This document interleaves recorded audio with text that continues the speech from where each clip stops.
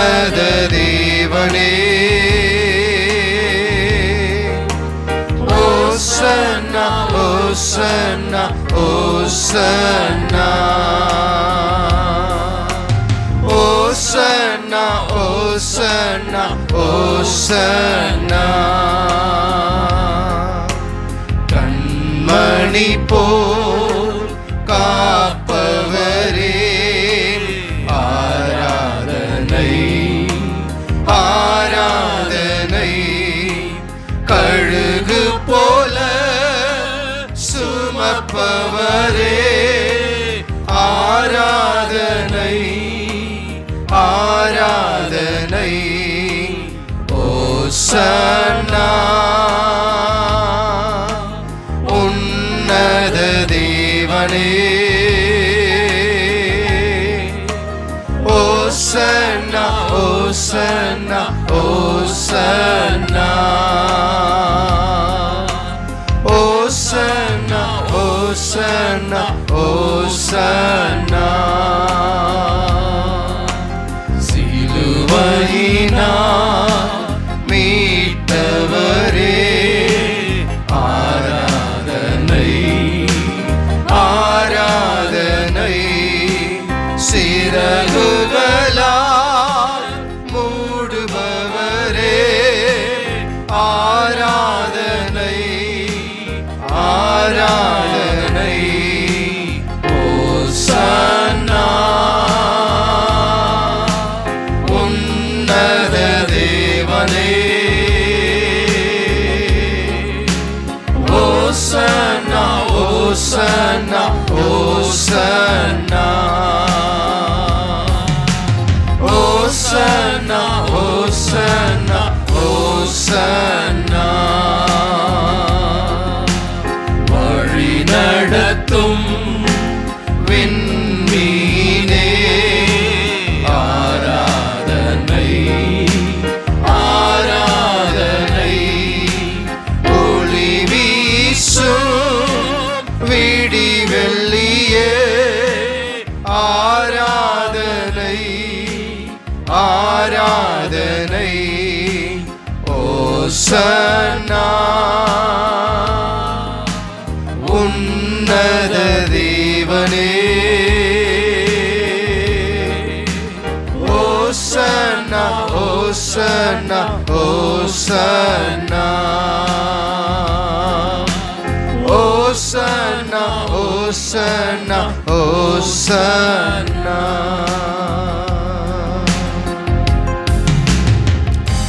பிதாவாகிய தேவனாலும் கர்த்தராகிய இயேசு கிறிஸ்துவினாலும் கிருபையும் சமாதானமும் உண்டாவதாக.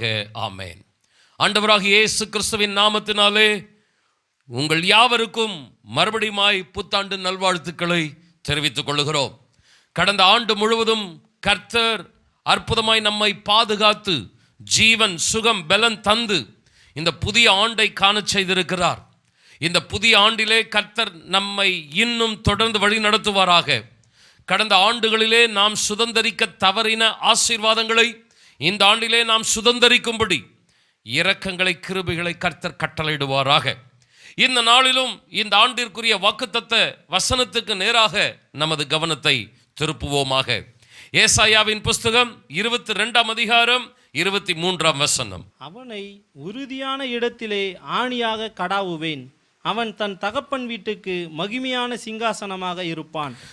அன்பான சகோதரனே சகோதரியே, புத்தாண்டு ஆராதனையிலே இந்த வாக்குத்தத்தத்தை நாம் தியானித்தோம். அதை சுருக்கமாக நான் மேற்கோள் காட்டிவிட்டு நான் இந்த நாளினுக்குரிய செய்திக்குள்ளாய் கடந்து போகிறேன். புத்தாண்டு ஆராதனையிலே இந்த வசனத்தை 3 முக்கியமான குறிப்புகளாக தியானித்தோம். முதல் குறிப்பிலே கர்த்தர் நம்மை உறுதியான இடத்திலே நிலைநிறுத்துகிறார். கடந்த நாட்களிலே நமது வேலை சம்பந்தப்பட்ட குடும்ப ஆசீர்வாதங்கள் சம்பந்தப்பட்ட காரியங்களிலே அங்கும் இங்கும் அலைந்து திரிந்து கொண்டிருந்திருக்கலாம். நிலையான ஒரு இடத்திலே இல்லாமல் அலைந்து திரிகிற ஒரு நபர்களாக நாம் இருந்திருப்போமானால் இந்த புதிய ஆண்டிலே கர்த்தர் கொடுக்கிற வாக்குத்தத்தம், நான் உங்களை ஒரு நிலையான இடத்திலே உறுதியான ஆசீர்வாதத்திலே நான் நிலைநிறுத்தப் போகிறேன் என்று முதல் குறிப்பிலே பார்த்தோம். இரண்டாவது குறிப்பு, உறுதியான இடத்திலே அவனை ஆணியாக கடாவுவேன் என்று. ஆணி என்பது ஒரு முதன்மையான ஒரு பொருள் என்று நான் பார்த்தோம். கர்த்தருக்கு ஸ்தோத்திரம். ஆணியாக கடாவுவது என்பது உறுதியான இடத்துல ஒரு ஆசீர்வாதமாக நம்மை நிலை நிற்க வைப்பது மாத்திரமல்ல, அந்த ஆணி மற்றவர்களுக்கும் ஆசீர்வாதமாக இருப்பது போல நம்மால் இந்த வருடத்தில் மற்றவர்களும் ஆசீர்வதிக்கப்படக்கூடிய அளவுக்கு ஒரு முக்கியமான பாத்திரமாக கர்த்தர் நம்மை மாற்றப் போகிறார். எத்தனை பேர் ஆமேன் சொல்லுகிறீர்கள்? கொஞ்சம் சத்தமா ஆமேன் சொல்லுங்களேன். யோபு நினைச்சிட்டு இருக்கிறான், எனக்கு என்னதான் இந்த வாழ்க்கை, ஏன் தான் இப்படி பரிதாபமான சூழ்நிலைன்னுட்டு. ஆனால் அது ஒரு முக்கியமான ஆணியை கர்த்தர் வைத்திருந்தார். யோபுக்கு மாத்திரம் ஆசீர்வாதம் இல்லை, யோபுனால நண்பர்களுக்கும் மற்றவர்களுக்கும் ஆசீர்வாதம். நிச்சயமா நீங்கள் உங்களுடைய வாழ்க்கையில நினைச்சிட்டு இருக்கிறீங்க, என்ன ஒரு பரிதாபமான ஒரு சூழ்நிலை அப்படின்னுட்டு. ஆனால் இந்த வருஷத்துல கர்த்தர் சொல்லுகிறார், நீங்கள் ஆசீர்வாதமாக இருப்பது மாத்திரமல்ல, உங்களால் அநேகர் ஆசீர்வதிக்கப்படும்படி உங்களை நான் ஒரு ஆசீர்வாதமான பாத்திரமாய் மாற்றப் போகிறேன். சத்தமா ஆமென் சொல்லலாமா? மூன்றாவது குறிப்பிலே, அவன் தன் தகப்பன் வீட்டுக்கு மகிமையான சிங்காசனமாக இருப்பான். தேவன் நம்மை தொடர்ந்து வாளாக இருக்க வைக்க போகிறதில்லை, கீழாக இருக்க வைக்க போகிறதில்லை, மேலாக தலையாக கர்த்தர் நம்மை உயர்த்த போகிறார். மாத்திரமல்ல, மகிமையான சிங்காசனமாக உயர்ந்த ஸ்தானங்களிலே, நல்ல அந்தஸ்துகளிலே, அதிகாரமுள்ள பொறுப்புகளிலே நம்மை கொண்டு வந்து நிறுத்த போகிறார் என்கிற செய்தியை நாம் புத்தாண்டு ஆராதனையிலே நாம் தியானித்தோம். அந்த வாக்குத்தத்தத்தின் தொடர்ச்சியை தான் இன்றைக்கு நாம் பார்க்க போகிறோம். நான் இந்த செய்திக்கு போவதற்கு முன்பதாக ஒன்றை சொல்லுகிறேன். ஒருவேளை நீங்கள் ஏதாகிலும் ஒரு வாரம் ஆராதனைக்கு வருவதற்கு தடைப்படுமானால், நம்முடைய செய்திகளை நாங்கள் யூடியூப்ல ஷேன்பாக்கம் ஏஜி சர்ச் என்கிற யூடியூப் சேனலில் ஒவ்வொரு வாரமும் அப்லோட் பண்ணிடுறோம். அதை திருச்சபை மக்கள் கவனிக்க வேண்டும் என்பதுதான் என்னுடைய அன்பான வேண்டுகோள். ஆண்டவர் நமக்கு கொடுத்திருக்கிற வார்த்தைகளை ஒருவரும் ஒரு வாரமும் தவறி போகாமல் தொடர்ந்து நீங்கள் கவனிக்க நான் அன்போடு கூட கேட்டுக்கொள்கிறேன். கர்த்தர் ஆசீர்வதிப்பாராக. இன்றைக்கும் இந்த வாக்குத்தத்த வசனத்தின் தொடர்ச்சியை நாம் பார்க்க போகிறோம். அவனை உறுதியான இடத்திலே ஆணியாக கடாவுவேன். அன்பானவர்களே, இந்த வாக்குத்தத்த வசனத்தில் நான் 3 குறிப்பை எடுத்தேன். உறுதியான இடம், ஆணியாக, மகிமையான சிங்காசனம் அப்படின்னு 3 குறிப்பை நான் எடுத்தாலும், இந்த வசனத்தில் இருக்கிற கீவேர்ஸ், முக்கியமான ஒரு வார்த்தை என்ன தெரியுங்களா? ஆணி என்பதுதான் முக்கியமான வார்த்தை. அன்பானவர்களே, இங்கே ஆணி என்று சொல்லப்பட்டிருப்பது யாரை குறிக்கிறது? தேவனது பிள்ளைகளாகிய நம்மை குறித்து சொல்லப்பட்டிருக்கிறது. கர்த்தருக்கு மகிமை உண்டாகட்டும். பழம் பெறும் நாட்களில் ஆணிக்காக இரும்பு போன்ற உலோகப் பொருட்களை மாத்திரமல்ல, கட்டைகளையும் பயன்படுத்தி இருக்கிறார்கள். உதாரணத்திற்கு நம்ம கார்பெண்டர் ஒர்க்கு, சேர் டேபிளில் நீங்கள் பார்த்தீங்கன்னா குச்சிக்கட்டை அப்படின்னு ஒன்று சொல்லுவாங்க. 2 கட்டைகளை இணைப்பதற்கு ஒரு கட்டையை கொண்டு கூட என்ன செய்வார்கள்? ஆணியை மாத்திரமல்ல, ஒரு கட்டையை வைத்தும் அந்த 2 கட்டைகளை, மரப்பலகைகளை இணைக்கிற காரியத்தை நாம் அறிந்திருக்கிறோம். இந்த கட்டை என்பது சில மரங்கள் உறுதியாக இருக்கும், நம்முடைய கைகள்னால உடைக்க கூட முடியாது. சில மரங்கள் அடர்த்தி குறைவானதாக, அதனுடைய பலன், அதனுடைய ஸ்திரத்தன்மை குறைந்ததாக இருக்கும். எந்த மரத்தில் அந்த குச்சிக்கட்டையை பயன்படுத்துவாங்கன்னா, உறுதியான, நல்ல ஸ்ட்ராங்கான, அடர்த்தியான அந்த மரத்தில் தான் அந்த குச்சிக்கட்டையை பயன்படுத்துவார்கள். அதுதான் ஒரு இரும்பு எப்படி இறுக பிடித்து கொள்ளுகிறதோ அதுபோல இந்த குச்சிக்கட்டை அந்த பலகைகளை இறுக பிடித்து கொள்ளும். அருமையானவர்களை, இங்கே கவனியுங்கள். தேவன் நம்மை ஒரு ஆணியாக கருதுகிறார் என்று நாம் பார்த்தோம். கர்த்தருக்கு ஸ்தோத்திரம். பழம்பெரும் நாட்களில் ஆணிக்காக உலோகப் பொருட்களை மாத்திரமல்ல, மரத்தினால் ஆன குச்சி கட்டைகளை கூட பயன்படுத்தி இருக்கிறார்கள் என்று நான் சொன்னேன். தேவன் இப்பொழுது நம்மை எந்த ஒரு நிலையிலே தெரிந்தெடுத்திருக்கிறார்? ஒரு உறுதியான மரமாக, அதனுடைய அடர்த்தி நல்ல வைரம் பாய்ந்த கட்டன்னு சொல்லுவாங்களே, அதுபோல நல்ல ஸ்ட்ராங்கான மரமாக இருந்ததினால் கர்த்தர் நம்மை தெரிந்தெடுத்தாரா? நம்ம ஊரில் ஸ்ட்ராங்கான மரம்னா தேக்கு மரத்தை சொல்லுவாங்க. தேக்கு மரம் ரொம்ப ரொம்ப ஸ்ட்ராங்கான மரம், நல்ல விலை உயர்ந்த மரம். நம்ம தேக்கு மரத்தை போல ஸ்ட்ராங்காக விலை உயர்ந்ததாக இருந்ததால் தேவன் நம்மை தெரிந்தெடுத்தாரா? வேதம் எந்த மரமாக நம்மை பார்த்து தெரிந்தெடுத்தார் என்று நமக்கு ஒரு செய்தியை கொடுக்கிறது. வாசியுங்கள். எசேக்கியேலின் புஸ்தகம் 15ஆம் அதிகாரம் 2, 3 வசனங்கள். மனுபுத்திரனே, காட்டில் இருக்கிற செடிகளுக்குள் மற்ற எல்லா செடி கொடிகளை பார்க்கிலும் திராட்சை செடிக்கு மேன்மை என்ன? யாதொரு வேலை செய்ய அதிலே ஒரு கட்டையை எடுக்கப்படுமோ? யாதொரு தட்டுமுட்டை தூக்கி வைக்கும்படி ஒரு முளையை அதனால் செய்வார்களோ? திராட்சை செடியில ஏதாகிலும் ஒரு கட்டை எடுக்கப்படுமோ? யாதொரு தட்டுமுட்டை தூக்கி வைக்கும்படி அதுல ஒரு அந்த குச்சிக்கட்டன் சொல்லுகிற முளையை செய்வார்களோ? கவனிக்க கேட்கிறேன். ஆண்டவருக்கு மகிமை உண்டாகட்டும். வேதத்துல தேவனது பிள்ளைகளை திராட்சை செடிக்கு ஒப்பாக சொல்லப்பட்டிருக்கிறது. ஆண்டவராக இயேசு கிறிஸ்து 15ஆம் அதிகாரம் யோவான் சுவிசேஷத்தில் சொல்லுகிறார், நான் திராட்சை செடி, நீங்கள் கொடிகள் அப்படின்னு சொல்றார். ஸோ திராட்சை செடிகளுக்கு ஒப்பாக தேவனது பிள்ளைகளை ஆண்டவர் வேதத்திலே பல இடங்களிலே சொல்லி இருக்கிறார். இப்போ திராட்சை செடி எப்படிப்பட்டதுன்னா, ஒரு கேள்வி எழும்புகிறது 3ஆம் வசனத்துல, யாதொரு வேலை செய்வதற்காக அதில் ஒரு கட்டை எடுக்கப்படுமா? அல்லது அந்த ஆணியாக கடாவி அதன் மீது தானே பொருட்களை தூக்கி மாட்டி வைப்பார்கள். அப்படி ஆணியாக கடாவுகிற ஒரு குச்சிக்கட்டையை திராட்சை செடியிலிருந்து செய்ய முடியுமா? இந்த கேள்வி ஆண்டவர் எசேக்கியேல் தீர்க்கதரிசியின் மூலமாய் கேட்கிறார். அப்படி என்றால் என்ன அர்த்தம்? காட்டில் இருக்கிற எத்தனையோ செடிகள், உறுதியான மரங்கள் இருந்தாலும் ஆண்டவர் தேவனது பிள்ளைகளை எதற்கு ஒப்பாக தெரிந்தெடுத்திருக்கிறார் என்றால் திராட்சை செடிக்கு ஒப்பாக தெரிந்தெடுத்திருக்கிறார். அதாவது ஒரு பலவீனமான மதிப்புடையதான ஒரு பாத்திரமாக இல்லாமல் சாதாரண ஒரு செடியாக இருப்பது தான் திராட்சை செடி. திராட்சை செடி எந்த ஒரு பெரிய காரியத்துக்கும் பயன்படுத்தப்படாது. எந்த ஒரு நன்மை அந்த திராட்சை செடியில் இருக்குதுன்னா ஒரே ஒரு நன்மை, அதில் கிடைக்கிற கனி மாத்திரம்தான். கனி இல்லாவிட்டால் திராட்சை செடியில் எந்த மேன்மையும் இல்லை. ஒரு மரம் விழுந்து போனால் அந்த மரத்தினுடைய கிளைகளை எடுத்து அடுப்பெரிப்பதற்காக பயன்படுத்த முடியும். ஆனால் இந்த திராட்சை செடியிலே கனி இல்லாவிட்டால் அந்த திராட்சை செடியை பிடுங்கி தூக்கி எறிவார்களே தவிர, சுட்டெரிப்பார்களே தவிர, ஒரு தண்ணீர் காய வைப்பதற்கு, அடுப்பெரிப்பதற்கு கூட அந்த திராட்சை கொடிகள், உலர்ந்து போன கொடிகள் பயன்படுத்தப்படாது. என்ன சொல்ல வருகிறார் கர்த்தர்? கவனிக்கிறீர்களா பிரியமானவர்களே? அவனை உறுதியான இடத்திலே ஆணியாக கடாவுவேன் என்று கர்த்தர் வாக்கு கொடுத்திருந்தாலும், அந்த நாட்களிலே பயன்படுத்தப்படுகிற ஆணி என்பது ஒரு கட்டைகளால் பயன்படுத்தப்பட்ட ஒரு பொருளாக இருந்தாலும், ஆண்டவர் இங்கே கேட்கிறார், இந்த திராட்சை செடியிலே ஏதாகிலும் ஒரு கட்டையை தயாரிக்க முடியுமா? தட்டுமுட்டுகளை தூக்கி வைப்பதற்காக அந்த ஆணியை அடிக்கிறார்களே, அப்படி ஒரு ஆணியாக இந்த திராட்சை செடியை பயன்படுத்த முடியுமா? ஆனால் என் ஜனத்தை நான், திராட்சை செடியாக இருக்கிற அவர்களை நான் உறுதியான ஆணியாக கடாவும்படி அவர்களை தெரிந்தெடுத்திருக்கிறேன். எத்தனை பேர் ஆமேன் சொல்லுகிறீர்கள்? கொஞ்சம் சத்தமா ஆமேன் சொல்லுங்களேன். எந்த விதத்திலும் பிரயோஜனமான, பலமான, ஆசீர்வாதமான பாத்திரங்களாக காணப்படாதிருந்த நம்மை கர்த்தர் தெரிந்தெடுத்து வாக்கு கொடுக்கிறார், அவனை உறுதியான இடத்துல ஆணியாக கடாவுவேன்.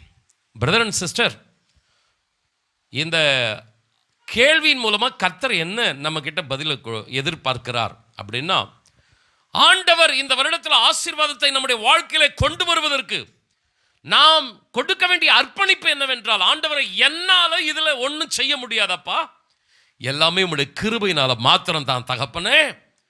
வசனத்தில் வாசிக்கிறோம், பலத்தினாலும் அல்ல, பராக்கிரமத்தினாலும் அல்ல, என்னுடைய ஆவியினாலேயே ஆகும்.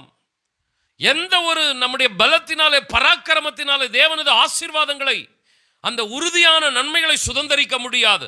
ஆண்டவரை சார்ந்திருக்கிற ஒரே ஆசீர்வாதத்தினால தான் நன்மைகளை சுதந்தரிக்க முடியும். அன்பானவர்களே, உபாகமம் 7ஆம் அதிகாரம் 7ஆம் வசனத்தை கவனியுங்கள். சகல ஜனங்களிலும் நீங்கள் திரட்சியான ஜனம் என்று கர்த்தர் உங்கள் பேரில் அன்பு வைத்து உங்களை தெரிந்து கொள்ளவில்லை. நீங்கள் சகல ஜனங்களிலும் கொஞ்சமாய் இருந்தீர்கள். ஆண்டவர் எப்படி தெரிந்து கொள்ளுகிறார்? ஒரு திராட்சை செடி, பலவீனமான திராட்சை செடியை தெரிந்தெடுத்து அதன் மூலமாக தான் தம்முடைய ஆசீர்வாதத்தை, அதாவது புதிய ஏற்பாட்டிலையும் சரி பழைய ஏற்பாட்டிலையும் சரி, நான் திராட்சை செடி, நீங்கள் கொடிகள் என்கிற அந்த ஆசீர்வாதத்தை கொண்டு வருகிறார் என்றால், அவருடைய தெரிந்தெடுப்புதல் சாதாரணமானதாக இருந்தாலும் அவர் பயன்படுத்துகிற காரியம் அசாதாரணமானதாக, மகிமையானதாக இருக்க வேண்டும் என்பதற்காக தேவன் அப்படி செய்கிறார். இந்த உபாகமம் 7ஆம் அதிகாரத்தில் நீங்கள் பாருங்கள், தேவன் இஸ்ரவேல் ஜனத்தை தெரிந்தெடுக்கிறார். எப்படி தெரிந்தெடுக்கிறார்? நீங்கள் திரட்சியான ஜனம், நீங்கள் நல்ல பலமிக்க ஒரு கூட்டம் என்பதினாலே உங்கள் மீது அன்பு வைத்து நான் தெரிந்தெடுக்கொள்ளவில்லை. நீங்கள் உலகத்தில் உள்ள சகல ஜனங்களுக்கு மத்தியில் நீங்கள் எப்படி இருந்தீர்கள்?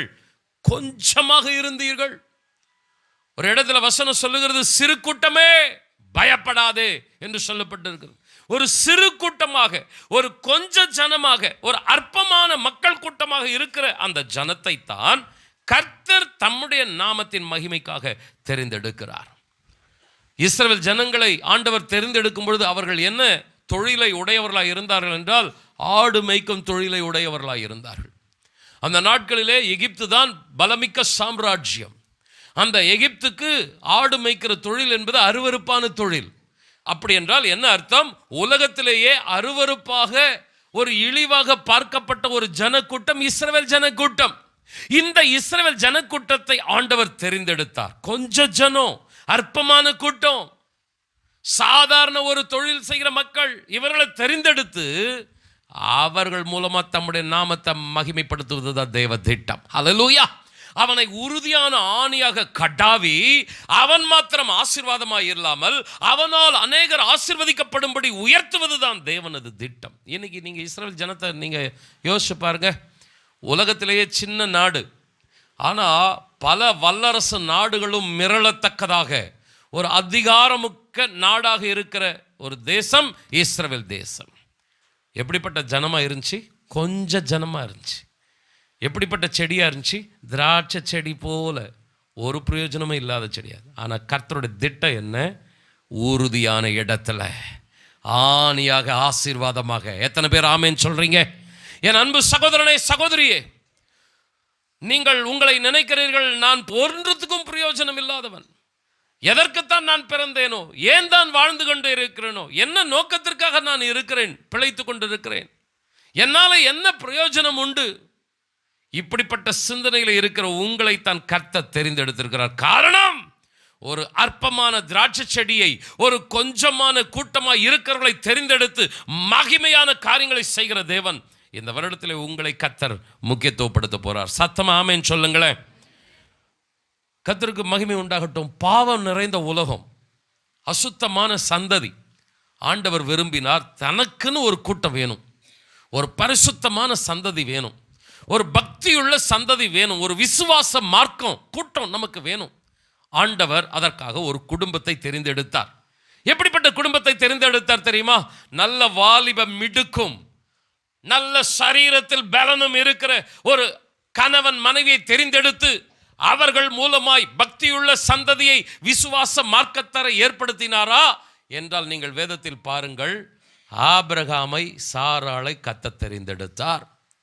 ஆபிரகாம் சாராளை குறித்து வேதம் சொல்லுகிறது, அவர்கள் சரீரம் செத்தவர்களாக காணப்பட்டார்கள். அப்படின்னா என்ன அர்த்தம்? ஒரு குழந்தையை பெற்றெடுக்கக்கூடிய வலிமையை அவருடைய சரீரம் இழந்து விட்டது. தேவனுக்கு தேவை ஒரு பக்தியுள்ள சந்ததி, ஒரு விசுவாச மார்க்க கூட்டம். அதற்காக அவர் நல்ல ஒரு வாலிப பலனுள்ள ஒரு கணவன் மனைவியை தேர்ந்தெடுத்திருக்கலாம். ஆனால் வயதாகி அந்த வழிபாடுகள் எல்லாம் நின்று பிள்ளை உருவாவதற்கு வாய்ப்பே இல்லை என்கிற நிலையிலே அந்த குடும்பத்தை தெரிந்தெடுத்து அந்த குடும்பத்தை பார்த்து சொல்கிறார், நான் உன்னை ஆசீர்வதிப்பேன், உன் சந்ததியை வானத்து நட்சத்திரங்களைப் போல மாற்றுவேன். எத்தனை பேர் ஆமென் சொல்றீங்க? ஒரு திராட்சை செடி, அது பலவீனமான செடி, ஆனால் அந்த செடியை கர்த்தர் தெரிந்தெடுப்பதின் நோக்கம் உறுதியான ஆணியாக. கொஞ்சம் சத்தமாக ஆமென் சொல்லுங்களேன். இஸ்ரவேல் தேசத்துக்கு ஒரு நல்ல ராஜா தேவை. கர்த்தருக்கு மகிமை உண்டாகட்டும். இஸ்ரவேல் தேசத்தை சுற்றிலும் இருக்கிற சத்துருக்களிலிருந்து பாதுகாக்க வேண்டும். அந்த ஜனங்களை நல்ல ஆடுகளைப் போல நல்ல மேய்ச்சலிலே நடத்த வேண்டும். பலசாலிகள் எல்லாம் இருக்கிறார்கள். சரீரத்தை பார்த்தாவே அப்படியே மிரளக்கூடிய அளவுக்கு நல்ல திடகாத்திரமான பராக்கிரமசாலிகள் நிறைந்த நிறைய பேர் இருக்கிறார்கள். ஆண்டவர் தெரிந்தெடுத்தார், தாவீதை தெரிந்தெடுத்தார். தாவீது எப்படிப்பட்டவன் என்றால், கோலியாத் தாவீதை பார்க்கிறான், செத்த நாயை போல இருக்கிற நீ என்ன சந்திக்க வரையா அப்படின்னு கேட்கிறான். அப்பன்னா மற்ற பராக்கிரமசாலிகளுக்கு முன்னாடி தாவீது எப்படி இருந்தான்? அற்பமான தோற்றம், சரீரம் அற்பமான தோற்றம். ஆனா இவனை கர்த்தர் தெரிந்தெடுத்து கோலியாத்தை மாத்திரமல்ல சத்துருக்களை எல்லாம் அலற வைத்தார் கர்த்தர். கொஞ்சம் ஆமேன் சொல்லுங்களேன். பலசாலியை தெரிந்தெடுத்து ராஜாவா வைக்கிறது தான் உலகத்தினுடைய செலெக்ஷன். ஆனால் கர்த்தருடைய செலெக்ஷன் எப்படி தெரியுமா? திராட்சை செடி, ஒரு பலவீனமான ஒரு பாத்திரம், குடும்பம், அவர்களை கொண்டு மாபெரும் காரியங்களை செய்வது தேவ திட்டம். எத்தனை பேர் ஆமேன்னு சொல்றீங்க? அந்த தாவீது சந்ததியில தான் கர்த்தராகி இயேசு கிறிஸ்து வெளிப்பட்டார். எத்தனை ஒரு மகிமையான காரியம் பாருங்கள். ஏன் இவைகளை சொல்லுகிறேன் அன்பான சகோதரனை சகோதரியே? நீங்கள் அற்பமாய் நினைக்கப்படுகிற நடத்தப்படுகிற ஒரு நபர்களாக இருக்கலாம். என்னுடைய வாழ்க்கையிலே நான் ஏன் இப்படிப்பட்ட ஒரு சூழ்நிலை கடந்து போய் கொண்டிருக்கிறேன், என்னை விரும்புவதற்கோ என்னை முக்கியத்துவப்படுத்துவதற்கோ ஒன்றும் இல்லை, ஒருவரும் இல்லை என்கிற ஒரு சூழ்நிலையில் உங்களுடைய வாழ்க்கை கடந்து போய் கொண்டிருக்கலாம். கர்த்தர் உங்களை தெரிந்தெடுத்திருக்கிறார். ஹல்லேலூயா. அவருடைய தெரிந்தெடுப்பை நீங்கள் வேதாகமம் முழுவதும் பார்ப்பீர்களானால் சாதாரணமானவர்களை தெரிந்தெடுத்து அசாதாரணமான காரியங்களை கர்த்தர் செய்திருக்கிறார். இன்றைக்கும் அவர் செய்ய போகிறார். எத்தனை பேர் ஆமென் சொல்லுகிறீர்கள்? இந்த வருடத்திலும் கர்த்தர் செய்ய போகிறார். கரங்களை தட்டி ஹல்லேலூயா. ஆண்டவரே, ஒன்றுக்கும் உதவாதவன் என்று முத்திரை குத்தப்பட்ட என்னை, தள்ளப்பட்ட என்னை ஒரு முக்கியமான பாத்திரமாய் மாற்றுவதற்கு உம்மாலே முடியும். என்னை ஒப்பு கொடுக்கிறேன் ஆண்டவர். சத்தமா ஆமென் சொல்லுங்களேன். மனுக்குலத்தை பாவத்திலிருந்து விடுவிக்கணும். ஒரு பெரிய செய்தி, பரலோகத்திலிருந்து ஒரு நற்செய்தி வருகிறது. மனிதனால் வருகிற செய்தி அல்ல, பரலோகத்திலிருந்து ஒரு செய்தி வருகிறது. பாவத்திலிருந்து விடுதலை, ஒரு மறுரூபமாக்கப்பட்ட வாழ்க்கை, தேவ சாயலாக மாறி பரலோகத்துக்கு செல்லுகிற பாக்கியம், ஒரு கிரேட் மெசேஜ். அந்த மாபெரும் நற்செய்தியை கொடுப்பதற்கு தேவனுக்கு ஆட்கள் தேவை. கல்விமான்கள் இருக்கிறார்கள், ஞானிகள் இருக்கிறார்கள், நல்ல பேச்சாற்றல் உடையவர்கள் இருக்கிறார்கள். இவர்களை எல்லாவற்றையும் கர்த்தர் தெரிந்தெடுக்கவில்லை. பாலகரை போல இருக்கிற மக்களை கர்த்தர் தெரிந்தெடுத்தார். சாதாரண மீனவர்களை கர்த்தர் தெரிந்தெடுத்தார். பேசிக் எஜுகேஷனல் குவாலிஃபிகேஷன், சாதாரண கல்வி அறிவு இருக்கிற மக்களை கர்த்தர் தெரிந்தெடுத்தார். இவர்களை தெரிந்தெடுத்து முழு உலகத்தையும் மறுரூபப்படுத்தக்கூடிய பரலோக செய்தியை, மனுக்குலத்தை பரலோகத்திற்கு கொண்டு போய் சேர்க்கக்கூடிய ஆசீர்வாதமான சத்தியத்தை இந்த சாதாரண ஜனங்களை கொண்டு கர்த்தர் செய்தார். அவர்களை குறித்து அப்போஸ்தலர் நடபடிகளிலே சொல்லப்பட்டிருக்கிறது, உலகத்தை கலக்குகிறவர்களாக அவர்கள் காணப்படுகிறார்கள். கொஞ்சம் சத்தமா ஆமென் சொல்லுங்களேன். ஏன் இவைகளை சொல்லுகிறேன்? நீங்கள் பலவீனம் உள்ளவர்களா? நீங்கள் தான் தேவனது தெரிந்தெடுப்புக்கு பாத்திரமானவர்கள். என்னால் என்ன செய்ய முடியும் என்று நினைக்கிறீர்களா? நீங்கள் தான் கர்த்தருக்கு தேவை. ஆதலால் இந்த காலவெளியிலே, இந்த வருடத்தின் துவக்கத்திலே நான் ஒன்றை சொல்லுகிறேன். நீங்கள் உங்களை சார்ந்திராமல், உங்கள் தனிப்பட்ட திறமைகளை சார்ந்திராமல் தேவனை முழுவதுமாய் சார்ந்து கொள்வீர்களானால் நிச்சயமாய் கர்த்தர் உங்கள் மூலமாய் இந்த வருடத்தில் என்ன செய்ய வேண்டும் என்று சித்தமாய் இருக்கிறாரோ அதை செய்து முடிப்பார். சத்தமா ஆமென் சொல்ல கேட்கிறேன். ஏன் தேவன் இப்படி தம்முடைய திட்டங்களை நிறைவேற்றுவதற்கு சாதாரணமானவர்களை தெரிந்தெடுத்திருக்கிறார் என்றால், அப்போஸ்தலனாகிய பவுல் இதற்கு சரியான ஒரு பதிலை தருகிறார். 1 கொரிந்தியர் 1ஆம் அதிகாரம் 27ஆம் வசனத்திலிருந்து 29ஆம் வசனம் வரைக்கும். ஞானிகளை வெட்கப்படுத்தும்படி தேவன் உலகத்திலே பைத்தியமானவைகளை தெரிந்து கொண்டார். பலமுள்ளவைகளை வெட்கப்படுத்தும்படி தேவன் உலகத்தில் பலவீனமானவைகளை தெரிந்து கொண்டார். உள்ளவைகளை அவமாக்கும்படி உலகத்தின் இழிவானவைகளையும் அற்பமாக எண்ணப்பட்டவைகளையும் இல்லாதவைகளையும் தேவன் தெரிந்து கொண்டார். மாம்சமான எவனும் தேவனுக்கு முன்பாக பெருமை பாராட்டாதபடிக்கு அப்படி செய்தார். தேவன் ஏன் இப்படிப்பட்டவைகளை தெரிந்து கொண்டார்? பலவீனமானவைகளை, பைத்தியமாய் இருக்கிறவர்களை, இழிவாய் காணப்படுகிறவர்களை, அற்பமாய் எண்ணப்பட்டவர்களை ஏன் ஆண்டவர் தெரிந்தெடுத்தார்? 29ஆம் வசனம் பதில் சொல்லுகிறது, மாம்சமான எவனும் தேவனுக்கு முன்பாக பெருமை பாராட்டாதபடிக்கு அப்படி செய்தார். கவனிக்க கேட்கிறேன். தேவனால் தெரிந்தெடுக்கப்பட்ட ஒவ்வொருவருக்குள்ளும் இருக்க வேண்டிய ஒரு அர்ப்பணிப்பு, ஆண்டவரே நீர் மாத்திரம் மகிமைப்படணும்ப்பா, எனக்கு மகிமை அல்லப்பா, என்னுடைய பேர் புகழுக்காக அல்ல ஆண்டவரே, உம்முடைய நாமத்தின் மகிமைக்காக. சத்தமா ஆமென் சொல்ல கேட்கிறேன்.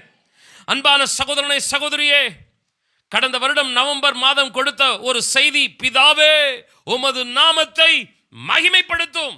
மறந்து விடாதீர்கள் அந்த செய்தியை. என் மூலமாய் தேவனது நாமம் மகிமைப்பட்டால் போதும். நான் சிறுகவும் கர்த்தர் பெருகவும் வேண்டும் என்று யார் தன்னை விட்டு கொடுக்கிறார்களோ, அர்ப்பணிக்கிறார்களோ, நிச்சயமாய் சொல்லுகிறேன், அவனை உறுதியான இடத்திலே ஆணியாக கர்த்தர் கட்டாவுவார். ஹல்லேலூயா. அவர்களை தகப்பன் வீட்டுக்கு தேவன் நாமத்துக்கு மகிமையான சிங்காசனத்திலே கொண்டு வந்து நிறுத்துவார். கரங்களை தட்டி ஹல்லேலூயா. வருடத்தின் துவக்கத்தில் ஆண்டவரே ஒரு ஆழமான அர்ப்பணிப்புக்குள் நாங்கள் வருகிறோம் அப்பா. எங்களுக்கல்ல ஆண்டவரே, எங்களுக்கல்ல அப்பா, உம்முடைய நாமம் மாத்திரம் மகிமைப்படட்டும். சத்தமா ஆமென் சொல்லுங்களேன். கர்த்தருக்கு மகிமை உண்டாகட்டும். ஒரு பழமொழி இப்படி சொல்லுகிறது, முதல் கோணல் முற்றிலும் கோணல். ஃபர்ஸ்ட் வருஷ துவக்கத்திலேயே ஒரு தவறான முடிவை எடுப்போம்னா வருஷம் ஃபுல்லாக தப்பாக தான் எல்லாம் போகும். ஆனால் பைபிளில் ஒரு அருமையான வசனம் இருக்குது, ஆரம்பம் அற்பமாக இருந்தாலும் முடிவு சம்பூர்ணமாக இருக்கணும். அற்பமான நிலையில் இருந்தாலும், பலவீனமான, புறம்பே தள்ளப்படுகிற அபாத்திரம் போல காணப்பட்டாலும் அர்ப்பணிச்சிருங்க தேவனுடைய கரத்தில். அவர் சம்பூர்ணமான முடிவை ஏற்படுத்த அவர் வல்லவராக இருக்கிறார். எத்தனை பேர் ஆமென் சொல்றீங்க?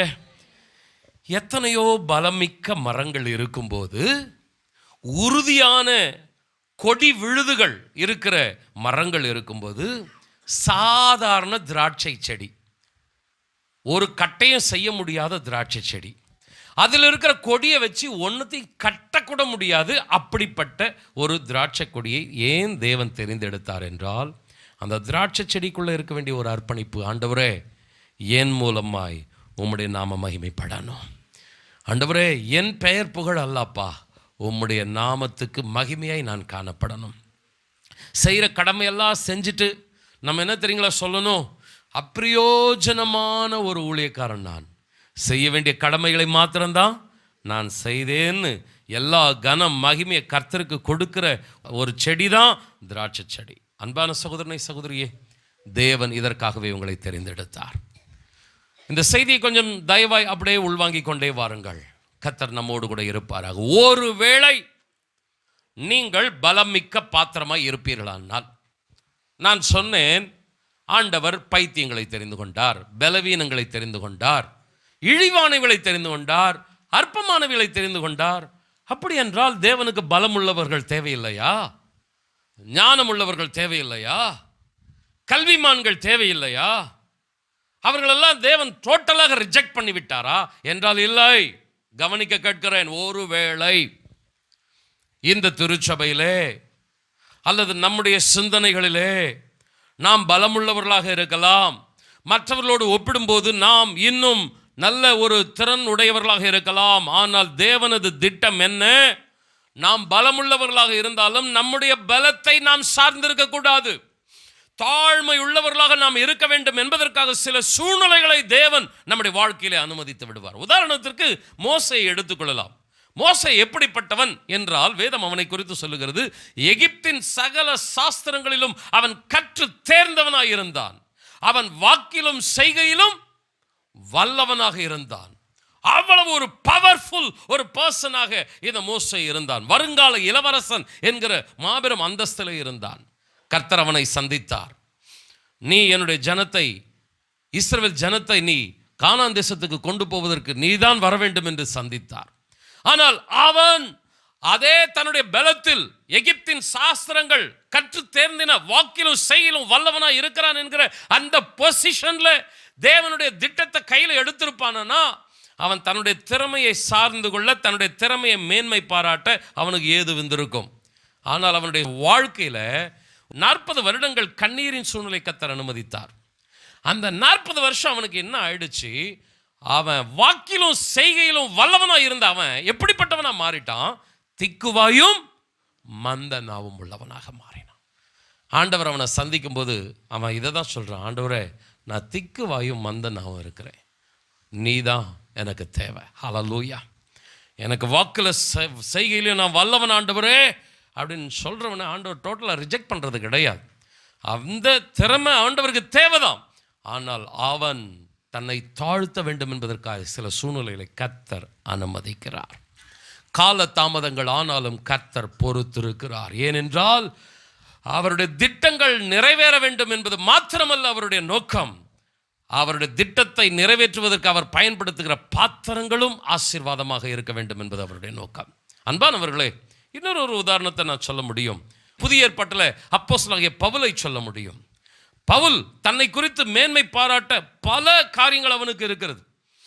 முதல் ராஜாவாகிய பென்யமீன் கோத்திரத்தானவன், நல்ல ஒரு எபிரேயன், நியாயப்பிரமாணத்தின்படி அவன் பரிசேயன், சனகரிப் சங்கத்தினுடைய ஒரு அங்கத்தினன், கமாலியல் பாதத்தருகே உட்கார்ந்து வேதத்தை கற்றவன். அவனை பற்றி சொல்லணும்னா அவனுக்கு மேன்மையான பல உலக பிரகாரமாகவும் மத ரீதியாகவும் அவனுக்கு நிறைய நற்காரியங்கள் உண்டு.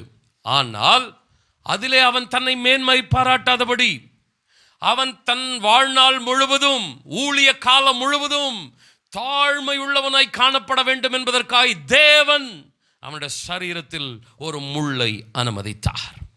அந்த முள்ளை குறித்து வேதம் சொல்லுகிறது, அந்த முள் அவனை குட்டும் சாத்தானுடைய தூதனாக காணப்பட்டது. பவுல் ஜெபிக்கிறான், அற்புதங்கள் நடக்கிறது. பவுலினுடைய உருமால்களை தூக்கி போடுகிறார்கள், விடுதலை உண்டாகிறது. ஆனால் பவுலுக்கோ பிரச்சனைகள் தீரவில்லை. காரணம் என்ன? தேவன் இந்த பலவீனத்தை அவனுடைய சரீரத்தில் அனுமதித்ததற்கு காரணம், அவனுக்கு நிறைய மேன்மைகள், அவனுக்கு நிறைய சிறப்புகள், அது அவனுக்குள் பெருமையை கொண்டு வந்து விடக்கூடாது. அவன் தன்னை உயர்த்தாதபடிக்கு தன் ஜீவனால் முழுவதும் ஊழிய காலம் வரையும் அவன் தாழ்மை உள்ளவனாய் காணப்பட வேண்டும் என்பது தேவ திட்டம். ஆதலால் ஒரு சூழ்நிலை அவனுடைய வாழ்க்கையிலே அனுமதித்தார். எனக்கு அன்பான சகோதரனை, சகோதரியே, உன்னுடைய எல்லா பிரச்சனைகளையும் கர்த்தர் தீர்த்து விடாமல் சில பிரச்சனைகளை அப்படியே விட்டு விட்டாரா? தேவனுடைய ஞானம் நல்லது என்று பார்க்கிறது. எத்தனை பேர் அதை அக்செப்ட் பண்றீங்க? கொஞ்சம் சத்தமா ஆமென் சொல்லுங்களேன்.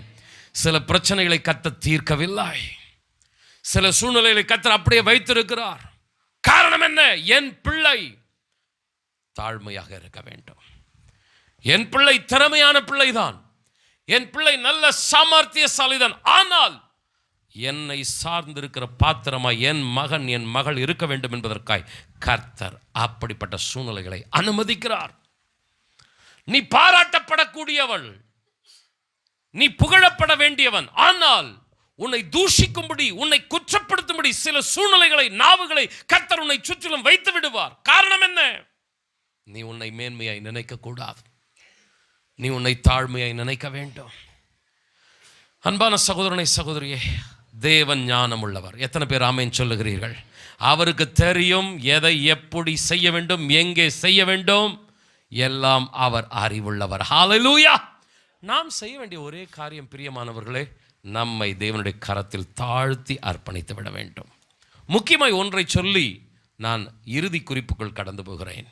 மனிதனுக்கும் தேவனுக்கும் ஒரு வித்தியாசம் உண்டு. மனிதன் தன் தேவைக்காக நம்மை பயன்படுத்தி கருவேப்பிலையை போல தூக்கி எறிந்து விடுவான். அவனுடைய தேவை முடிந்த உடனே, அவனுடைய நோக்கம் நிறைவேறின உடனே, அதற்கடுத்து அவன் அந்த நபரை நினைத்து கூட பார்க்க மாட்டான். அட, அவர்களால் தானப்பா இவ்வளோ காரியங்கள் நடந்திருக்கிறது, நம்முடைய வாழ்க்கையில் ஒரு விதத்தில் முன்னேற்றத்துக்கு காரணமும் இவர்கள் தானே அப்படின்னு மனிதன் நினைக்கவே மாட்டான். அவன் காரியம் ஆச்சா தூக்கிப்பட்டு போயிட்டே இருப்பான். இதுதான் மனிதன். ஆனால் தேவன் அப்படிப்பட்டவர் அல்ல. எத்தனை பேர் ஆமென் சொல்றீங்க?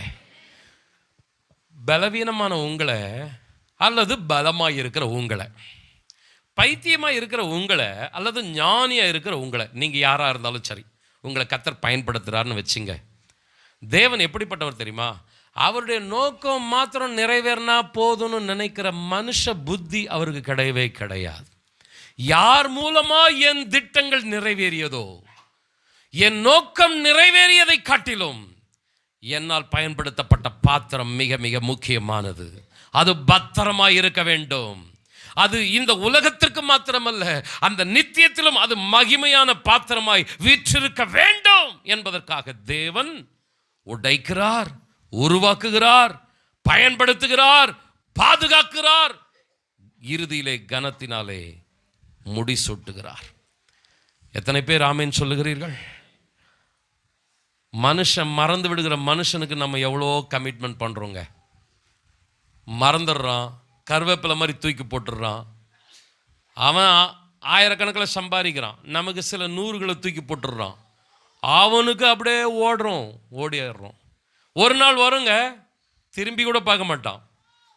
அவனுக்காக நம்முடைய வாழ்நாட்களெல்லாம் செலவு பண்ணுறோம்.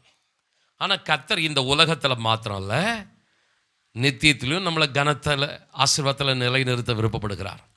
அவனை உறுதியான இடத்திலே ஆணியாக அவன் தன் தகப்பன் வீட்டுக்கு மகிமையான சிங்காசனமாக இருப்பான்.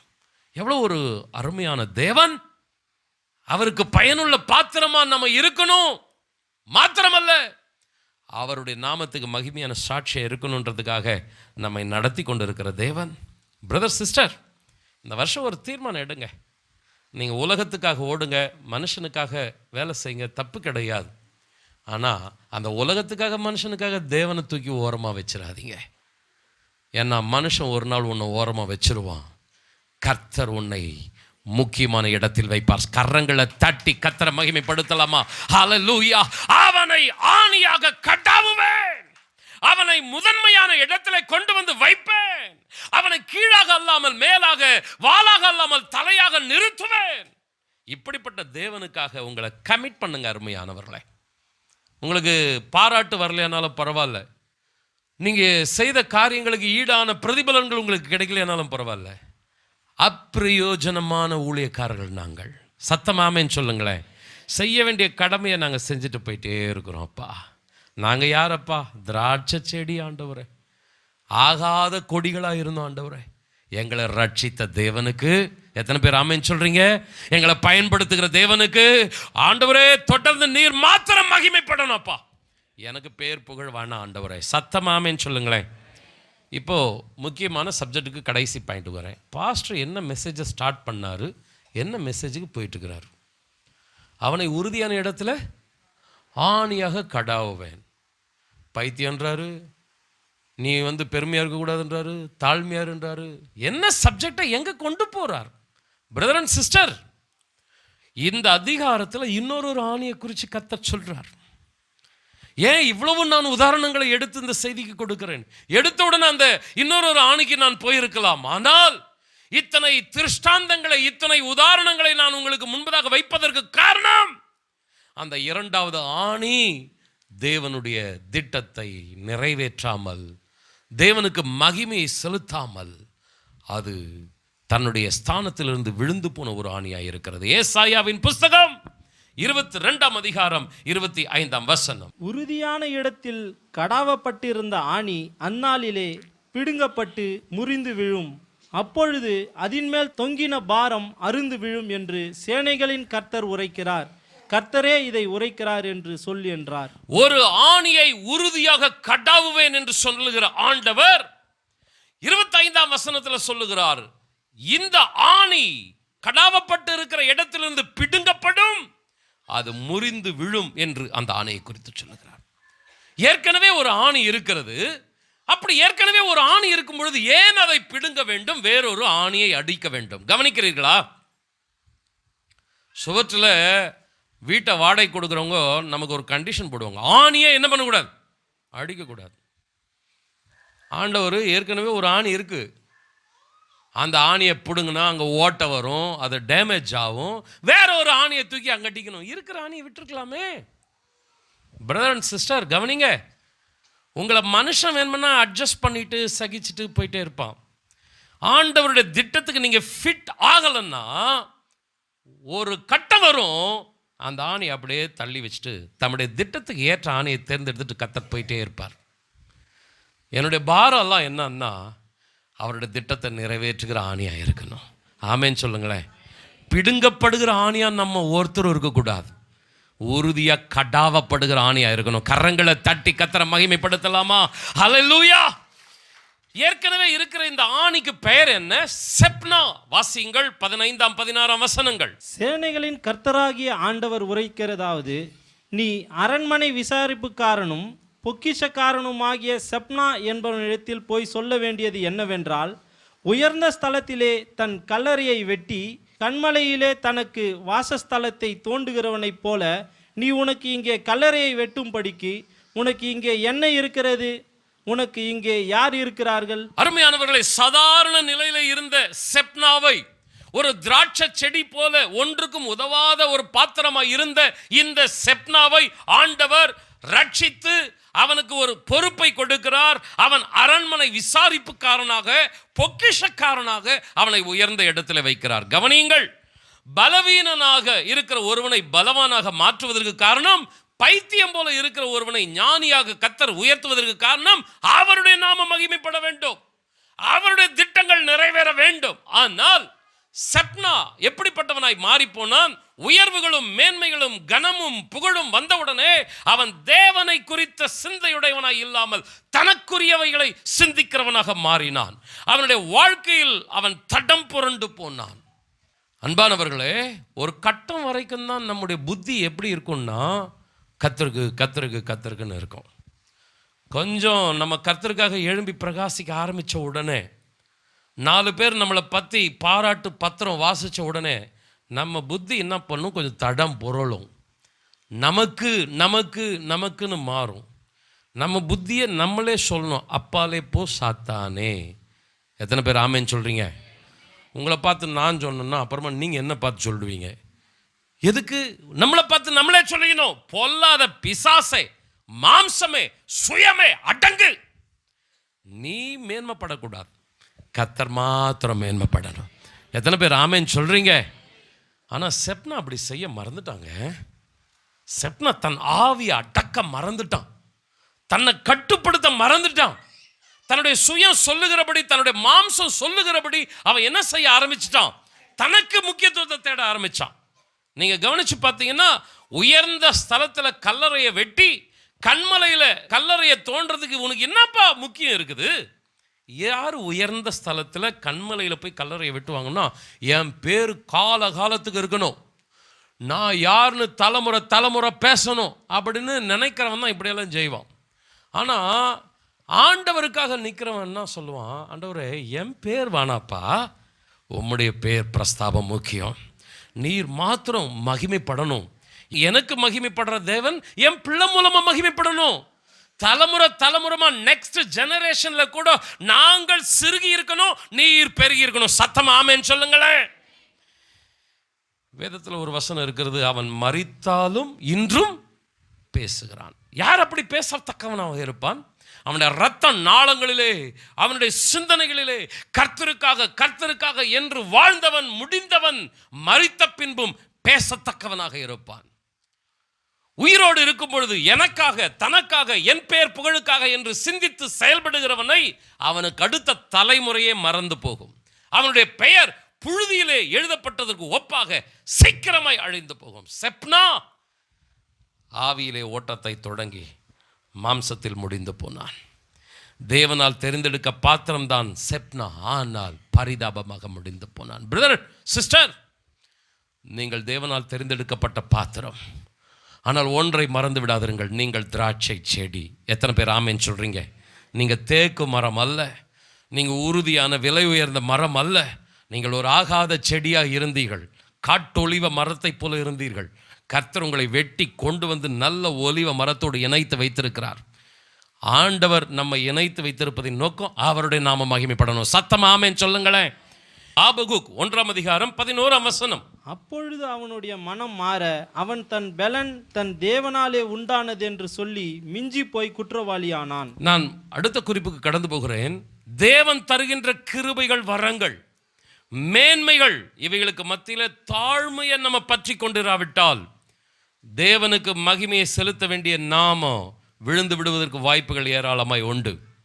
ஆதி காலத்தில் நடந்ததை நான் சுட்டி காட்டுகிறேன். தேவ தூதர்களிலேயே பிரதானமாய் படைக்கப்பட்டவன் லூசிஃபர். கேப்ரியல் இருக்கிறான், மிகாவேல் இருக்கிறான், எல்லாவற்றுக்கும் மேலாக கேரூப் என்கிற லூசிஃபர் இருக்கிறான். இவன் தான் பிரதானமானவன், எல்லாவற்றுக்கும் முதன்மையானவன். ஆனால் அவனுக்குள் கர்த்தருக்கு மகிமை செலுத்தக்கூடிய அந்த தாழ்மையான குணம் இல்லாமல் தேவனை காட்டிலும் நான் உயர்வேன் என்கிற பெருமை வந்தது. அவ்வளவுதான், அவனுடைய சரித்திரம் முடிந்தது. செப்னா தேவனை நினைக்க, தேவனுக்காக செயல்படுகிறதை விட்டுவிட்டு தன்னை நினைக்க ஆரம்பித்தான். அவன் பிடுங்கப்படுகிற சூழ்நிலை வந்தது. பிரதர் அண்ட் சிஸ்டர், 2 கரங்களை உயர்த்தி சொல்லுவோம், கடைசி வரைக்கும் தகப்பனே நீர் மாத்திரம் மகிமைப்படணும். என் வாழ்க்கையை திரும்பி பார்க்குறேன்ப்பா, நான் ஒன்றுமே இல்லை ஆண்டவரே. இந்த ஆண்டவரே வேலூர் பட்டணத்தில் ஒரு அநாதை மாதிரி இருந்த ஆண்டவரே, அப்போ ஒரு செத்த நாயை போல விசாரிக்கிறதுக்கு ஒருத்தரும் இல்லாத நிலையில் நான் காணப்பட்ட ஆண்டவர். ஆனால் என்னை கரம் பிடித்து, என்னை அழைத்து, என்னை அபிஷேகித்து, என்னை காப்பாற்றி ஆண்டவரை ஒரு உறுதியான ஆணியாய் கடாவி இருக்கிற தேவன் எனக்கு மகிமை உண்டாக்க முடியல. உம்முடைய நாமத்துக்கு மகிமையா சத்தமாமேன்னு சொல்லுங்களேன். ஒரு மெழுகுவத்தி எப்படி தன்னை கரைத்து கொண்டு தன்னை சுற்றிலும் இருக்கிறவர்களுக்கு வெளிச்சத்தை கொடுக்கிறதோ, அது போலவே ஒவ்வொரு தேவனது பிள்ளையும் காணப்பட வேண்டும். அன்பான சகோதரனே, உனக்கு நீ மேன்மையை தேடாதே, கர்த்தருக்காக நீ நில், உனக்காக கர்த்தர் நிற்பார். சத்தமா ஆமென் சொல்லுங்களேன். ஏசாயா புஸ்தகம் 22 அதிகாரம் 20 21 வசனங்கள். அந்நாளிலே இல்கியாவின் குமாரனாகிய எலியாக்கிம் என்னும் என் ஊழியக்காரனை நான் அழித்து உன் வஸ்திரத்தை அவனுக்கு தரித்து உன் கச்சையால் அவனை இடைக்கட்டி உன் அதிகாரத்தை அவன் கையிலே கொடுப்பேன். அவன் எருசலேமின் குடிகளுக்கும் யூதாவின் வம்சத்துக்கும் தகப்பனாயிருப்பான். அவனை உறுதியான ஆணியாக கடாவுவேன் என்று இந்த எலியாக்கீமை குறித்துதான் கர்த்தர் சொல்லுகிறார். செப்னா செய்த தவறு எலியாக்கீமுக்கு ஒரு வாய்ப்பாக மாறியது. அவன் கவனமாய் செயல்பட்டான். செப்னா செய்தது போல அவன் தனக்காக மகிமை தேடாமல் தன் தகப்பன் வீட்டுக்கு மகிமையை தேடினான். ஆதலால் அவனை உறுதியான இடத்துல நிலையான பாத்திரமாய் கடாவினார். 21 வசனத்தில் பார்க்கிறோம், அவன் எருசலேமின் குடிகளுக்கும் யூதாவின் வம்சத்துக்கும் தகப்பனாக இருந்தான். இதுதாங்க முக்கியம். ஒரு தகப்பனுடைய இருதயத்தோடு நம்ம மற்றவர்களுக்காக இருக்கணுங்க. தாய் தகப்பன்ற இருதயம் என்ன தெரியுமா? நம்ம வீட்டு பிள்ளைகளை மாத்திரம் நேசிக்கிறதா இல்லைங்க. சபையில் நம்ம ஊரில் நம்ம ஒரு தாய் தகப்பனுக்குரிய இருதயத்துடையவர்களாக இருக்கணும். அழிந்து போகிற ஆத்துமாக்களுக்காக நம்ம ஜெபிக்கிறவர்களாக, திறப்பின் வாசல்ல நிற்கிறவர்களாக இருக்கணும். எலியாக்கீமை கர்த்தர் உயர்த்துவதற்கு காரணம் அவனுடைய இருதயம் தகப்பனுடைய இருதயம். எல்லாரையும் நேசிக்கிற, எல்லாருக்காகவும் துடிக்கிற ஒரு இருதயம். அன்பான சகோதரனை சகோதரியே, நம்ம எல்லாரையும் அப்படிப்பட்ட நல்ல ஒரு தகப்பனுடைய இருதயத்துக்கு ஒத்த இருதயமாக மாற்றுவாராக. யாவருக்கும் நம்ம ஆசீர்வாதமாக இருக்கணுங்கிற ஒரு எண்ணம் தான் அந்த தகப்பனுடைய இருதயம். செப்னாவின் தவறு எலியாக்கீமுக்கு ஒரு வாய்ப்பாக மாறியது. யூதர்கள் செய்த தவறு புறஜாதிகளுக்கு ஒரு வாய்ப்பாக மாறியது. தேவ திட்டம் யூதர்கள் மூலமாகத்தான் நற்செய்தி உலகம் எங்கும் கடந்து போக வேண்டும். ஆனால் யூதர்கள் அதை ஏற்றுக்கொள்ளவில்லை. அந்த ரட்சிப்பின் செய்தியை கர்த்தர் யாருக்கு கொடுத்திருக்கிறார்? புறஜாதிகளாகிய நமக்கு கொடுத்திருக்கிறார். யூதர்கள் பெருமையினாலே தேவனுடைய திட்டத்தை ஏற்காமல் தள்ளி போட்டார்கள், ஒத்துழைக்கவில்லை. அதற்கு கிருபையாய் கர்த்தர் நமக்கு கொடுத்திருக்கிறார். நாம் செய்ய வேண்டியது அந்த எலியாக்கீமை போல நாம் தாழ்மையாக சரியாக தேவனது திட்டங்களுக்கு நம்மை அர்ப்பணித்து விட வேண்டும். அருமையானவர்களே, தேவன் அப்படிப்பட்ட ஆசீர்வாதமான பாத்திரமாய் நம்மை நிறுத்துவாராக. அருமையானவர்களே, வஸ்தியின் தவறு எஸ்தருக்கு ஆசீர்வாதமாய் மாறியது. எஸ்தர் அந்த வாய்ப்பை அழகாய் பயன்படுத்தி கொண்டாள். 127 நாடுகளுக்கு ஒரு ஆசீர்வாதத்தை கொண்டு வருகிற பாத்திரமாய் மாறினாள். மாத்திரமல்ல, எல்லா தேவஜனங்களுக்கும் ஒரு தகப்பனுடைய இருதயத்தை போல எஸ்தர் காணப்பட்டாள். கர்த்தர் நம்மோடு கூட இருப்பாராக. சவுல் செய்த தவறு தாவீதுக்கு ஒரு வாய்ப்பாய் மாறியது. தாவீது அந்த வாய்ப்பை கரெக்டாக பயன்படுத்தி கொண்டான். இஸ்ரவேல் ஜனத்தை ஒரு நல்ல மேய்ச்சலில் நடத்தினான். வாய்ப்புகளை சரியாய் பயன்படுத்தி கொள்ளுகிறவன் ஞானம் உள்ளவன். ஒரு முறை அந்த வாய்ப்பை நாம் தவற விட்டு விட்டால் மறுபடியும் அந்த வாய்ப்பு நமக்கு கிடைக்கவே கிடைக்காது. முழங்கால் படியிடுவோமா? இந்த காலவெளியில் என் அன்பான சகோதரனே சகோதரியே, ஆண்டவர் நம்மோடு கூட உறுதியான ஆணியாக கடாவுவேன் என்று எலியாக்கீமை வைத்து நம்மோடு கூட இடைப்பட்டு கொண்டிருக்கிறார். வாய்ப்புகளை சரியாய் பயன்படுத்தி கொண்ட ஒரு ஞானமுள்ள பாத்திரம் எலியாக்கீம். வருகிற நாட்களில் இன்னும் ஒருவேளை விஸ்தாரமாய் இந்த குறிப்புகளை காணலாம். என்றாலும் இன்றைக்கு ஒரு வாக்குத்தத்தத்தின் செய்தியே, ஒரு எச்சரிப்பின் செய்தியை நான் உங்கள் மத்தியிலே வைக்கிறேன். நீங்கள் தாழ்மையுள்ளவர்களாக இருக்க வேண்டும். ஏனென்றால் ஒரு ஆணி தன்னை உணராமல் தன்னுடைய மேன்மையை அதிகமாய் நினைத்ததால் அது தேவனுடைய சமூகத்திலே ஆகாதது என்று தள்ளப்பட்டது. இந்த காலவெளியில் எனக்கு அன்பான சகோதரனை சகோதரியே, ஆண்டவருடைய பாதத்தில் உங்களை தாழ்த்தி அர்ப்பணித்து விடுங்கள். தேவன் நம்மை தெரிந்தெடுத்த நோக்கம் அவருடைய நாமம் மகிமைப்பட வேண்டும். நீங்களே எனக்கு சாட்சிகள் என்று ஆண்டவர் நம்மை தெரிந்தெடுத்திருக்கிறார். அவருடைய நாமத்துக்கு மகிமையான சாட்சிகளாய் நாம் தெருவிலே இருப்போமானால், சபையிலே இருப்போமானால், ஊரிலே இருப்போமானால், நிச்சயமாய் சொல்லுகிறேன், உறுதியான இடத்திலே ஆணியாக கர்த்தர் கடாவுவார். அவருடைய நாமம் மகிமைப்படும்படியாய் தன்னை தாழ்த்தி அர்ப்பணிக்கிறவர்களை தேவன் மேன்மையாக உயர்த்த அவர் போதுமானவராக இருக்கிறார். ஆபிரகாம் சாராளை தெரிந்தெடுத்து பலத்த ஒரு சந்ததியை கொண்டு வந்த தேவன். கர்த்தருக்கு ஸ்தோத்திரம். தாவீதை தெரிந்தெடுத்து ஒரு பெரிய ராஜ்யத்தை ஸ்தாபித்த தேவன். சீஷர்களை தெரிந்தெடுத்து ஒரு மாபெரும் வல்லமையை இந்த முழு உலகத்திற்கு வெளிப்படுத்தின தேவன். சாதாரண பாத்திரங்களை தெரிந்தெடுத்து அசாதாரணமான காரியங்களை செய்வதற்கு காரணம் அவர்களுக்குள் காணப்பட வேண்டிய அந்த தாழ்மையின் அர்ப்பணிப்பு. 2 கரங்களை உயர்த்தி, தகப்பனே, ஒருவேளை பவுலை போல, மோசையை போல நாங்கள் ஆண்டவரே ஞானத்தில், ஆண்டவரே திறமைகளில் வல்லவர்களாக இருந்தாலும், எத்தனை பேர் சொல்றீங்க 2 கரங்களை உயர்த்தி, எங்களுடைய பலத்தினால் அல்ல, எங்களுடைய பராக்கிரமத்தினால் அல்ல, உம்முடைய கிருபையினால், உம்முடைய ஆவியினால், கரங்களை தட்டி ஹல்லேலூயா ஆண்டவரே அப்பா, எங்கள் வாழ்நாள் முழுவதும் இந்த தாழ்மையில நிறைந்திருக்க உதவி செய்தருளுவீராக. எங்களுக்கல்ல கர்த்தாவே, எங்களுக்கல்ல, உம்முடைய நாமம் மாத்திரம் மகிமைப்படணும் அப்பா. 2 கரங்களை உயர்த்தி, ஆண்டவரே நாங்கள் ஒருவேளை ஆவியில தொடங்கி ஆவியிலேயே வாழ்க்கையை முடிக்கணும். செப்னாவை போல மாம்சத்தில் முடிச்சிடக்கூடாது. கலாத்திய சபையை போல ஆண்டவரே கண் சொருகி போன குருடர்களை போல மாறிடக்கூடாது. 2 கரங்களை உயர்த்தி, ஆண்டவரே இந்த காலவெளியிலே, இந்த வருடத்தின் துவக்கத்திலே ஒரு சரியான அஸ்திபாரத்தை நாங்கள் போடுகிறோம். எங்களை தெரிந்தெடுத்த தேவன், ஒன்றுமில்லாமையில வெறுமையில் எங்களை தெரிந்தெடுத்த தேவன், இன்மட்டும் உயர்த்தி இருக்கிற தேவன், இனியும் எங்களை ஆண்டவரை நடத்துவதற்கு போதுவனாக இருக்கிறீரப்பா. எங்களை தாழ்த்துகிறோம் ஆண்டவரே, உம்முடைய நாமத்தை உயர்த்தி கொள்வீராக. ஆமென். ஹல்லேலூயா. தாழ்மையுள்ளவரிடம் தங்கிடுதே கிருபை, தாழ்மையுள்ளவரிடம் தங்கிடுதே கிருபை, வாழ்நாள் எல்லாம் அது போதுமே, சுகமுடன் தம்பலமுடன், வாழ்நாள் எல்லாம் அது போதுமே, சுகமுடன் தம்பலமுடன், சேவை செய்ய கிருபை தாருமே, சேவை செய்ய கிருபை தாருமே, தம் கிருபை பெரிதல்லோ, என் ஜீவனிலும் அதே, இம்மட்டும் காத்ததுவே, இன்னும் தேவை கிருபை தாருமே, இன்னும் தேவை கிருபை தாருமே. பாஸ்டர்மா நம்ம இறுதி ஜெபத்திலே நடத்துவார்கள். ஸ்தோத்திரிக்கிறோம் ஐயா, துதிக்கிறோம் ஆண்டவரே. சர்வ வல்லமையுள்ள தெய்வமே, உமக்கு நன்றி செலுத்துகிறோம் ஆண்டவரே.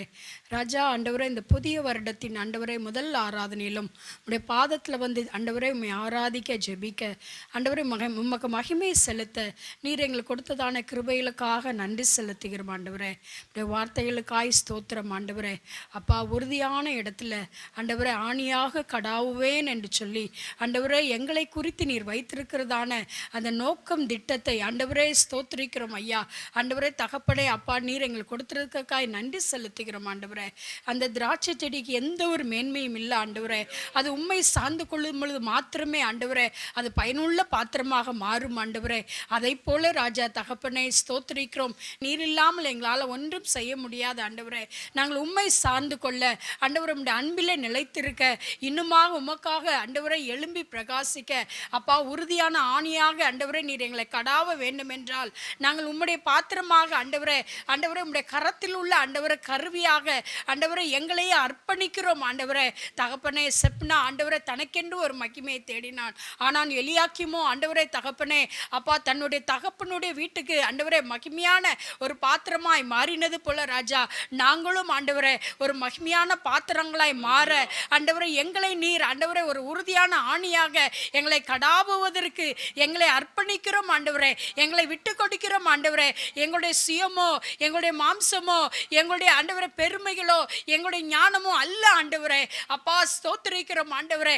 மோசே ஆண்டவரே திக்கு வாய் மந்தம் நாவுமாக இருந்து ஆண்டவரே ஸ்தோத்திர தன்னுடைய எல்லா ஆண்டவரே மேன்மை, தன்னுடைய ஞானம் எல்லாவற்றையும் தேவ சமூகத்தில் வைத்துவிட்டு நீர் மாத்திரம் போதும் எனக்கென்று ஆண்டவரே தன்னை விட்டு கொடுத்தது போல ராஜா, இது அந்த காலை வேளையில சபையாக, திருச்சபையாக ஆண்டவரே தனிப்பட்ட ஆத்துமாக்களை எங்களை ஆண்டவரே ஒப்பு கொடுக்கிறோம் ஆண்டவரே.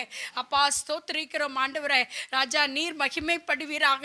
சவுல் ஆண்டவரே தகப்பனே வந்த வாய்ப்புகளை இழந்து போனான், ஆனால் தாவீது அதை ஆண்டவரை பயன்படுத்தி கொண்டான் என்று பார்க்கிறோம். வஸ்தி ஆண்டவரை தகப்பனே தன்னுடைய மேன்மையை ஆண்டவரை தன்னுடைய ஆண்டவரை அப்பா அந்தஸ்துகளை ஆண்டவரை பெருமையாய் நினைத்தால், ஆனால் அதே அந்தஸ்து ஆண்டவரை எஸ்தருக்கு ஒரு மகிமையாய் மாறினது ஐயா தகப்பனே ஸ்தோத்திர. இந்த காலை வேளையில ராஜா நீர் எங்களுக்கு எத்தனை ஆசீர்வாதங்கள் கொடுத்தாலோ அந்த ஆசீர்வாதத்துல நீர் மகிமைப்படணும் ஆண்டவரே. நீர் ஆண்டவரே அப்பா உயர்ந்தருளும் ராஜா.